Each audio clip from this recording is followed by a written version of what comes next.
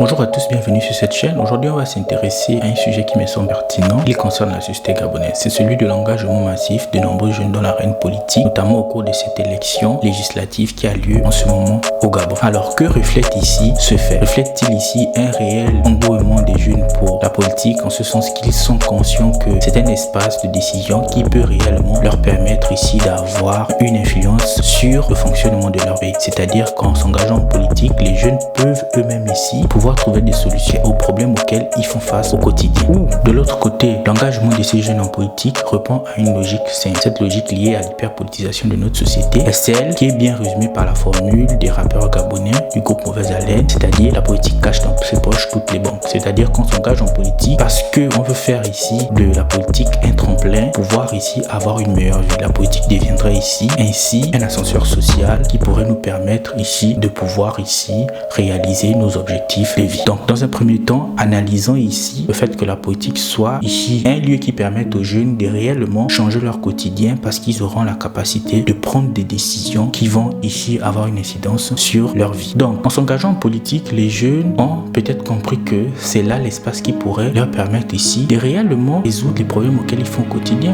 notamment la question du chômage, parce qu'il existe ce présupposé que l'ancienne génération ne serait pas au fait comme elle est. L'ancienne génération n'est pas au fait des problèmes auxquels les jeunes font face au quotidien. Donc en s'engageant en politique, les jeunes seront eux-mêmes à même de pouvoir trouver des solutions. Et ces solutions passent notamment par le fait qu'ils seront à l'Assemblée nationale, ils pourront ici voter des lois qui pourront avoir une incidence réelle sur le quotidien des jeunes. En plus de cela, ils seront en position de pouvoir avoir un dialogue direct avec la première autorité du Gabon, c'est-à-dire le président de la République. Donc l'engagement des jeunes en politique est ici synonyme d'une réelle prise de conscience qui pourrait ici aboutir à un essor économique et social de cette partie de la population de notre pays. Donc en s'engageant de l'arène politique, on est ici à même de pouvoir tenir les leviers des décisions qui pourront réellement impulser une dynamique dans nos vies.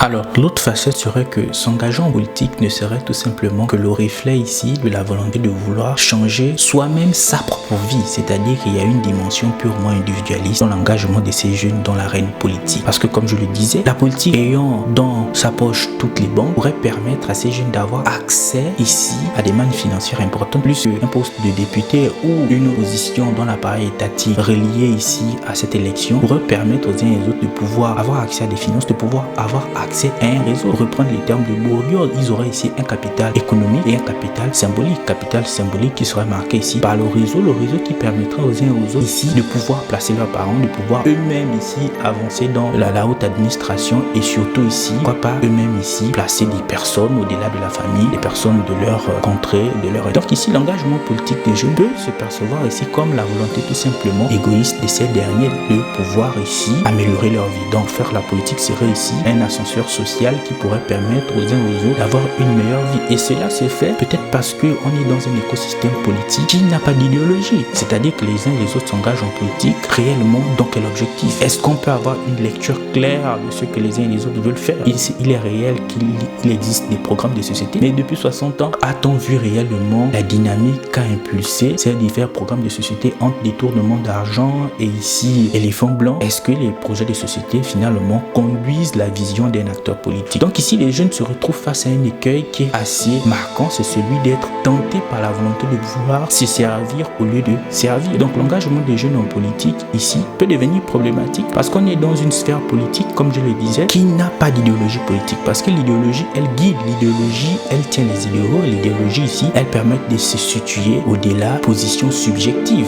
Il est vrai qu'une idéologie peut être subjective, mais on a quand même une visibilité d'ensemble sur ce que l'on veut faire. Donc l'engagement de certains jeunes en politique peut être perçu de la sorte, d'autant plus que lorsqu'on regarde la société gabonaise, ceux qui ici sont des grands acteurs politiques ont souvent ici une double casquette d'entrepreneurs. Donc cela signifie peut-être qu'ils ont compris, ces jeunes, qu'en s'engageant en politique, on peut avoir ici des ressources économiques illimitées qui pourraient nous permettre de lancer des affaires ou qui pourraient nous permettre ici d'avoir tout simplement une vie meilleure. Donc faire de la politique devient un tremplin pour pouvoir avoir une meilleure vie. Donc peut-être ils se disent, pourquoi faire de longues études? Ou même lorsque j'ai fait de longues études il est difficile pour moi d'obtenir un emploi, ou j'ai un emploi et cet emploi m'expose à une précarité extrême, alors que si je m'engage en politique, je pourrais avoir une influence, je pourrais avoir de l'argent, je pourrais pouvoir mettre en avant tout ce qui me concerne, mettre en avant mes projets au détriment des projets de l'ensemble. Donc cela se dit tout simplement parce qu'on constate ici que depuis 60 ans, c'est quasiment le schéma auquel on assiste. Donc l'engagement des jeunes en politique est bien, mais dans quelles conditions et pour quel objectif? Au-delà de ça, la sphère politique est quand même une sphère complexe dans laquelle on se retrouve parfois à pouvoir partager des antivaleurs, pour pouvoir tisser des alliances, pour pouvoir avancer notre agenda, donc leader d'un mouvement politique. Donc l'engagement des jeunes en politique peut les exposer à diverses problématiques et peut surtout mettre l'avenir du pays dans une position assez périlleuse, parce que si la ressource principale d'un pays, qui est sa jeunesse, donc la ressource vitale, la ressource active d'un pays, se retrouve embrigadée dans des schémas de politique politicienne, finalement le pays va droit dans le mur. Donc ceux qui se sont engagés en politique doivent prendre en considération cette perspective, et c'est là je le dis pour tout simplement apporter une certaine nuance. Tenir ce propos, ce n'est pas de dire que l'arène politique est réservée uniquement pour une catégorie de Gabonais, donc ici ceux qui seraient plus âgés, mais l'arène politique est réservée pour tout le monde. Mais dans quelles conditions, dans quels principes faut-il s'engager en politique pour reproduire les mêmes schémas, d'autant plus que la plupart des candidats n'ont quasiment pas d'expérience réelle dans la sphère. Comment peut-on être sûr qu'ils s'engagent pour pouvoir réellement changer les choses? Est-ce qu'ils ne s'engagent pas eux-mêmes pour reproduire le même schéma qui a permis aux uns aux autres de s'enrichir? Donc je vous remercie d'avoir regardé cette vidéo. Si le contenu vous plaît, abonnez-vous, commentez et surtout partagez la vidéo, et donc on se donne rendez-vous dans une prochaine vidéo. Merci et à bientôt.